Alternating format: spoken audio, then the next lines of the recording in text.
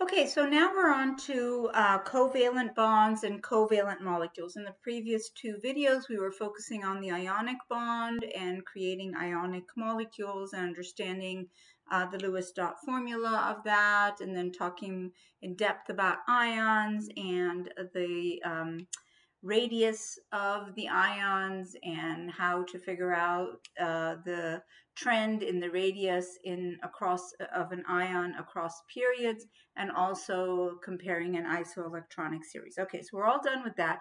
We're ready to move on to covalent compounds. When do you have a covalent compound? That's usually when you have two nonmetals.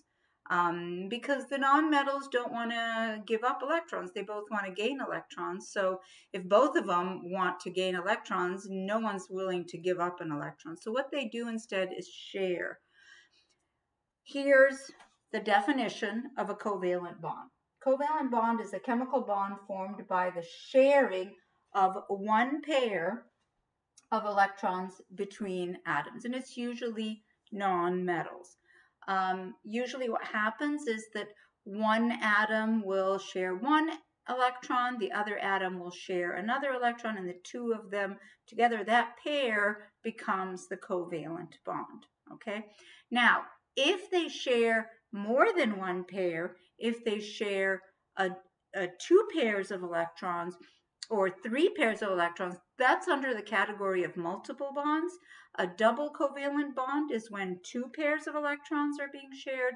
A triple covalent bond is when three pairs of electrons are being shared. Then there's another type of covalent bond called a coordinate covalent bond, and I have that definition over here. That's a bond formed when both electrons of a bond are donated by one atom. So remember how I said that one atom donates one electron and the other atom donates one, and then they share the two? Well, in this scenario of a coordinate covalent bond, one atom shares both electrons, and then this one comes and hooks up and it forms a covalent bond. So I'll give you an example of that in a little bit. All right. When we're talking about covalent bonds, we talk about if the covalent bond is a polar covalent bond or a nonpolar covalent bond. And that ties in with the topic of electronegativity, because if two elements have different electronegativities, then you're going to have a polar covalent bond. If two elements have the same electronegativity, or if it's, one element and the other atom is of the same element, so they have identical electronegativities, then that would be a nonpolar covalent bond. Well, what is electronegativity? Electronegativity is the measure of the ability of an atom in a molecule to draw bonding electrons to itself. So the more electronegative element pulls at the electrons in the bond. And I'll show you an example of that. Now, how do we know what the electronegativity is? There is a chart in your book, I assume, somewhere. Here it is. Nope, this is not it. Where's your electronegativity chart? Is this it here? Yep, here it is. Here it is. Okay. So this is figure 9.15, electronegativities. And what they show you here is that fluorine this is Linus Pauling created all of this. Fluorine is the most electronegative element, gave it a number of 4.0. So that's the highest you can go. And everything else is lower than that. And what you're going to see is that electronegativity increases as you go across a period. So over here, low electronegativity, here, high electronegativity. And electronegativity increases as you go up a group. So the lowest electronegativity is down here, highest is up here. Okay, so let's take a look at some scenarios here. Simple covalent bond, really simple. A hydrogen hooked up with another hydrogen. So here's a hydrogen. It has one valence electron. Here's another hydrogen, one valence electron. make it a little bigger so that you can see it. All right, so hydrogen's not going to donate the electron, and this one is not going to donate an electron. So, and they want an octet. They want to be isoelectronic with a noble gas. Which noble gas are they trying to be close to or identical to? It's helium. Well, helium's octet is 2. So that means this one's going to be happy when it has 2 electrons around it. This one's going to be happy when it has 2 electrons around it. So they get closer together, and they put the 2 electrons between the 2 nuclei.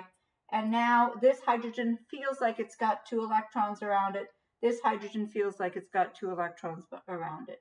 And what we do is we just, instead of putting the 2 dots there, you just draw a line, and this is a single covalent bond. Single covalent bond. Would this be a polar covalent bond or a nonpolar covalent bond? Well, the electronegativities are identical. Anytime you have identical electronegativities, then it's a nonpolar covalent bond. They share the electrons equally. Well, what if you had a hydrogen hooked up to a fluorine? All right, so this is fluorine's 7 valence electrons, and this is hydrogen's 1 valence electron. Okay, fluorine wants an electron, hydrogen wants an electron. They get closer together, and you get, see these 2 electrons right here? They're being shared by the fluorine and the hydrogen. So we're going to just put a line. That line represents a pair of electrons. Okay, so what do you guys think? Polar covalent or nonpolar covalent? Well, remember, fluorine is the most electronegative of all. Remember I said electronegativity goes up this way and increases this way. If you actually look at the numbers, I told you fluorine was 4. Hydrogen is 2.1. Big difference in electronegativity. So what does that mean? It means that this pair of electrons actually hang out around the fluorine more than they do around the hydrogen. So sometimes what we'll do is we'll draw an arrow. Let me get rid of the numbers because you already know the numbers here.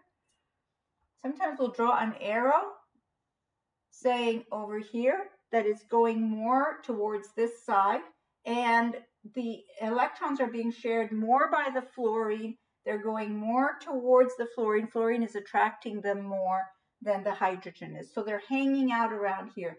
So this makes this side of the molecule partially negative and this side of the molecule partially positive. So that's what happens with a polar covalent bond.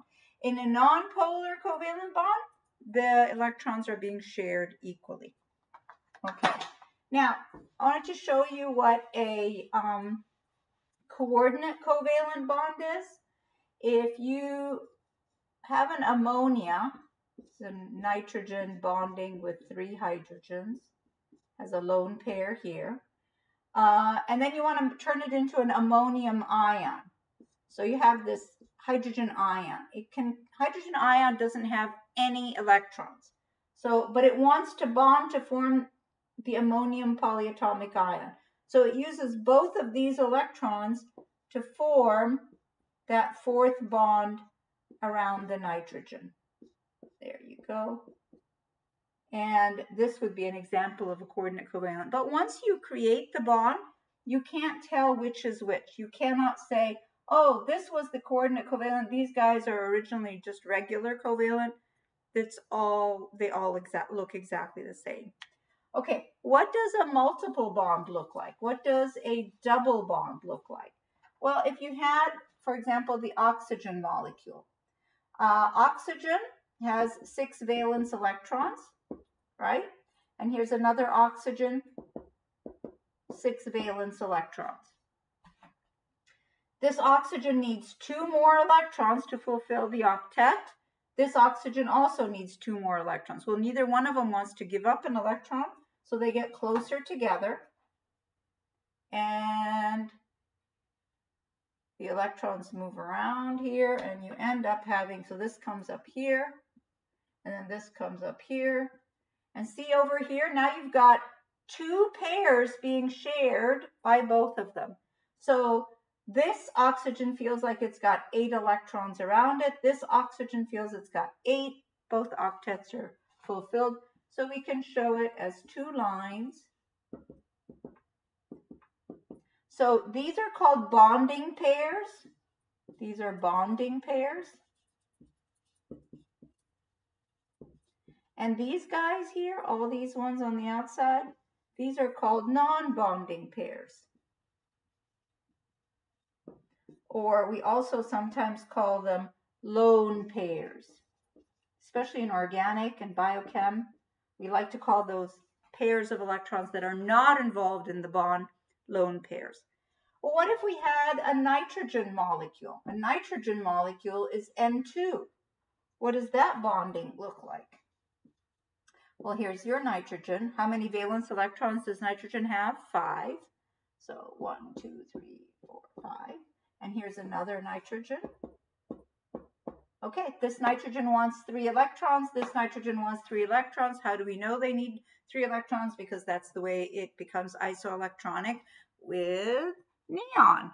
All right, but they want to hook up together. So notice what's going to happen. This electron comes over here. This one over here. This one down here. This one down here. So what's it going to look like? It's going to look like 1, 2, 3. 1, 2, 3. So we've got this nitrogen feeling like it's got 8 electrons around it. So does this. You could just draw lines here. Now you have 3 bonding pairs of electrons. And here you've got 2 non-bonding pairs of electron. Okay, so that gives you a feel for what the multiple bonds are. Gives you a feel for the term polar covalent bond, non-polar covalent bond. Let me give you some approximate numbers just so that you could tie in electronegativity with all of this. If the electronegativity difference between 2 elements is less than 0.5, then it's called close to non-polar covalent. So for example, if you have a carbon bonded to a hydrogen. Hydrogen is 2.1, carbon is 2.5. I got that from that chart. You don't have to memorize these numbers. But see how the difference is less than 0.5? So honestly, we sometimes just say, oh, this is a nonpolar covalent bond. When the difference is so little, we just pretty much assume it's nonpolar covalent. In theory, a true nonpolar covalent, the electronegativity difference is 0. Okay. Now, if the difference is more than 0.5, if it's greater than 0.5, but less than 1.8, so let's say our hydrogen hooked up with our fluorine. This was 4.0. This was 2.1. There's the difference. What is the difference? 1.9. So maybe, this is a superpolar one. So maybe we'll just do an approximate, but less than 2. I think your book says 1.8, but we know that this is a polar covalent bond. So we're just going to, yeah, because 4 minus 2.1 is 1.9, and this is not an ionic bond. So this is considered polar covalent, but super duper duper polar covalent. Okay, if the difference is more than 2 or more than 1.9, again, everything's very approximate, then we're talking about ionic. So if the electronegativity difference is huge, as in more than 2, then we're talking about an ionic bond. Now, we're not sharing anymore. There's an actual transfer of electrons.